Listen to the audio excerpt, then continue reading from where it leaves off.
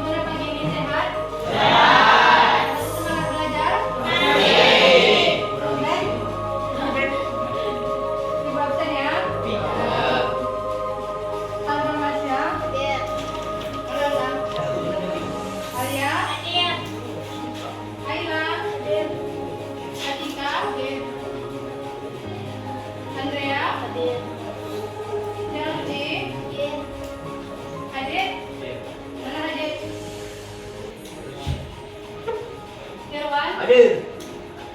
Semangat Iwan. Lendra. Victor Fauzi. Mana baju Fauzi? Mana baju? Baju seragam.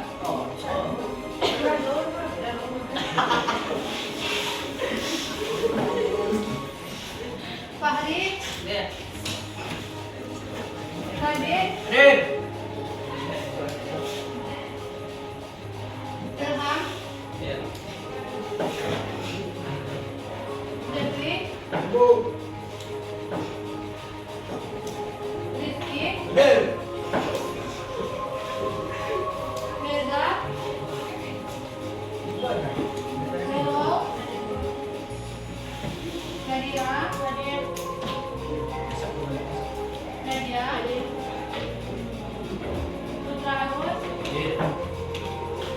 Rafli. Siva. Siti. Safiani. Bunga. Tio. Tobon. Zaskia. Dina. Izis. Permisi, Bu. Zaki mana Zaki? Tapi cuma Dina yang datang ya? Iya. Siapa yang masih ingat materi kita kemarin? Sosial. Siapa yang masih ingat apa itu interaksi sosial? Memancing berbalik antara individu dan individu, individu dan kelompok, kelompok dan kelompok. Bisa diulang teman? Antara individu Apa dan itu? kelompok Antara individu. Kalau misalnya ibu sekarang ini apa? Interaksi Individu. apa? Individu ya? dan kelompok. Masih masih ingat? Kalau faktor pendorong dari interaksi sosial, siapa yang masih ingat? Hadir. Nah, ada Imitasi, imitasi apa itu imitasi? tindakan meniru orang lain. Selanjutnya, Sugesti. apa itu sugesti?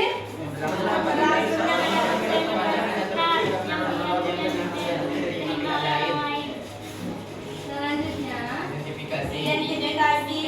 apa itu identifikasi Tika?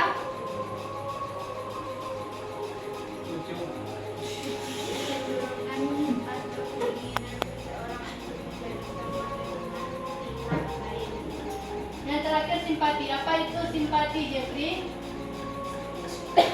Simpati. Siapa yang masih ingat? Apa itu simpati? Seseorang yang merasakan dirinya dalam keadaan orang lain. Oke, berarti masih ingat semua ya? Masih. Sosial. Nah, jadi sekarang tunggu dulu. Sekarang kita akan membahas tentang bentuk-bentuk dari interaksi sosial. Bentuk-bentuk dari interaksi sosial itu ada dua. Yang pertama ada proses asosiatif, yang kedua ada proses disosiatif. Sekarang kita bahas tentang proses asosiatif. Yang pertama itu ada kerjasama. Kerjasama itu didefinisikan sebagai suatu usaha bersama antara individu atau kelompok untuk mencapai tujuan bersama. Bentuk dari kerjasama itu pertama ada kerukunan atau gotong royong. Ada yang bisa kasih contoh? Gotong royong? Par. Apa? Membangun masjid bersama. Oh, itu contoh gotong royong. Yakin? Yakin? Bagaimana? Jalan. Membersihkan selokan itu juga termasuk gotong royong. Yang kedua itu bargaining. Ada yang bisa kasih contoh? Apa Nurul? Contohnya di pasar, seperti transaksi yang terjadi antara penjual dan pembeli. Iya, karena bargaining itu adalah pelaksanaan perjanjian mengenai pertukaran barang atau jasa. Yang ketiga itu ada kooptasi. Proses penerimaan unsur-unsur baru dalam kepemimpinan dan pelaksanaan politik organisasi sebagai satu-satunya dalam menghindari konflik. Ada yang bisa kasih contoh? Siapa yang bisa kasih contoh, Sofiani? Contohnya adanya penerapan hukum Islam di Namurai Yerusalem sebagai bentuk usaha pemerintah agar NAD tidak memisahkan diri dari Indonesia. Oke, terima kasih Sofiani. Yang keempat itu ada koalisi. Koalisi ini adalah kombinasi antara dua organisasi atau lebih yang mempunyai tujuan yang sama. Siapa yang bisa ngasih contoh? Oke, Fauzi, apa Fauzi? Adalah organisasi penciptaan yang bekerja sama dalam pelaksanaan organisasi. Oke. Yang terakhir itu ada joint venture, yaitu kerjasama dalam pengusahaan proyek tertentu. Agus, bisa kasih contoh? Pertambangan minyak dan perhotelan. Oke, terima kasih Agus. Sampai di sini nanti paham materinya? Paham. Ibu Raja bisa? Iya, Jeffrey? Oke, Jeffrey, silakan.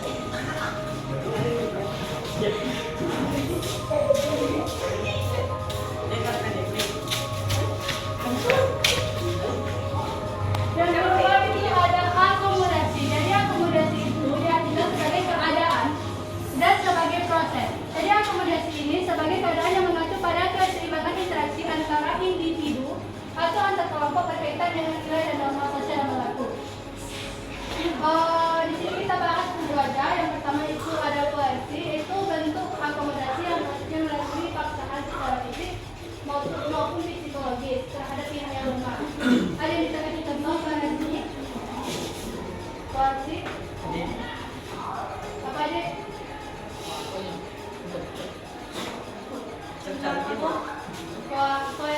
Koersi. Yaitu bentuk akomodasi yang prosesnya melalui pelaksanaan secara fisik maupun psikologis terhadap pihak yang lemah.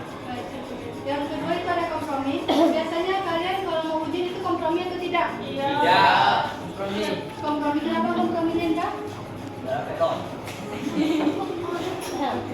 Jadi kompromi itu bentuk akomodasi ketika pihak yang terlibat saling mengurangi tuntutannya agar tercapai suatu penyelesaian. Yang ketiga itu ada arbitrasi. Satu tangan diselesaikan oleh pihak ketiga sebagai pengambilan keputusan yang dipilih oleh kedua belah pihak. Misalnya kelas 10F apa? Misalnya kelas 10E dengan 10F dan 10 sama 10-2 itu ada terjadi masalah. Masalah yang terjadi itu karena kenapa biasanya kan masalah? Mengalami efek. Ya. Kenapa? Selain efek. Salah paham. Oke, salah paham. Jadi ibu sebagai pihak ketiga akan memanggil ketua kelas 11 sama 2 untuk menyelesaikan masalah tersebut. tersebut. Yang keempat itu ada mediasi. Penyelesaian yang kedudukan orang ketiga hanya sebagai penasihat. Jadi nanti setelah ibu panggil kalian, ibu kembali nasihat untuk ketua kelasnya. Dari ketua kelas itu akan menyampaikan kepada teman yang lain. Yang kelima itu ada konsiliasi untuk mempertemukan keinginan pihak yang berselisih untuk mencapai kesepakatan. Jadi kelas 10.1 sama 10.2 itu nanti ada berbincang apa tujuan yang kalian inginkan dan itu tuh bisa menjadi lebih baik, mencapai kesepakatan. Jadi ada solusi yang terjadi antara dua pihak tersebut. Nanti tadi saling menghargai. Terima kasih. Terima kasih kepada siapa juga. Dalam kita. Kalau misalnya di sini ada yang Kristen, Yes. And coming. seorang Kristen, Yes. Total Kristen. dan tadi kalau nanti yang terjadi orang dengan orang Kristen itu terlihat kan, jadi kan masih pertama sama seorang kan? Yes. Itu Sama ada, Bu. Ada. Selamat sore buat Asyadu. Yang ketujuh itu adalah settlement ketika pihak-pihak yang berikan kesepakatan dan terima sehingga akhirnya kedua belah pihak menentukan keputusan tersebut. Jadi sampai sini ada yang bertanya? No. Kita pilih kau. No. Ada yang bertanya? Sama? Oke, kita lanjut mainkan ya agar kalian bisa lebih paham materi tersebut. Jadi untuk kelompok 1 dari Rafli sampai ke sampai Fauzi itu kelompok 1, kelompok 2 sampai Neza, dari Ilham sampai Neza, kelompok 3 itu dari Andrea sampai Selviani, dan kelompok 4 dari Chelsea sampai Atika. Bisa berdiri kelompoknya dari kelompok.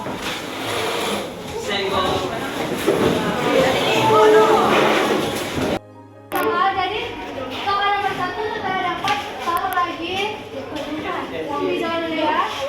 Kita main 1, 2, 1.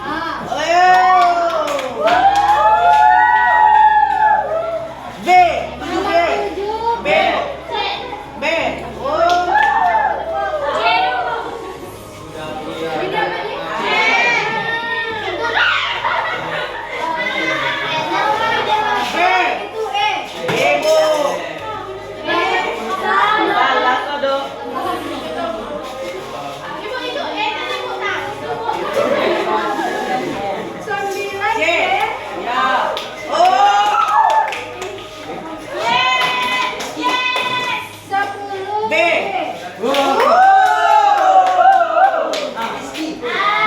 Dari kelompok mana yang mau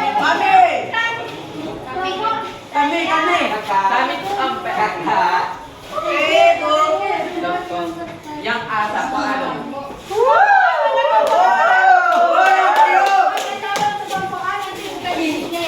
Yes.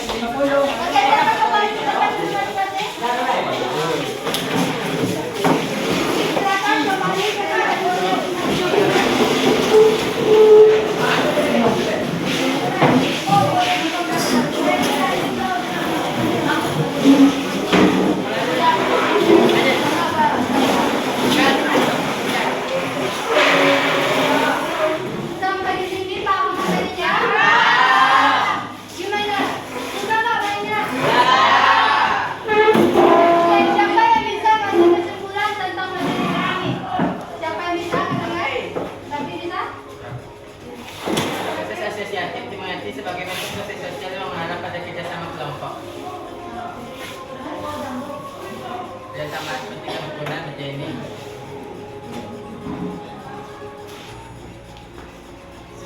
ada dia sebagai dua hal yaitu kerjasama dan akomodasi. Oke, terima kasih David. Tepuk tangan untuk temannya. Jadi hari ini kita belajar tentang asosiatif tentang kerjasama dan akomodasi. Untuk selanjutnya, silakan kalian baca materi tentang penelitian sosial. Penelitian sosial jadi kalian baca. Jadi besok ibu akan tanya apa itu penelitian sosial. Untuk sekarang udah paham kan materinya kan? Paham. Oke, terima kasih untuk hari ini. Terima kasih juga atas kekompakan kalian, atas kerjasama kalian dan sesama kelompok, karena sudah mau bermain game, sudah mau hadir dalam kelas, dan sudah mau berpartisipasi di dalam kelas. Ibu rasa karena jam sudah habis, sudah mau istirahat, ibu tutup dulu. Lebih dan kurang mohon maaf. Assalamualaikum warahmatullahi wabarakatuh. Waalaikumsalam warahmatullahi wabarakatuh. Oh, lumayan. Silakan keluar.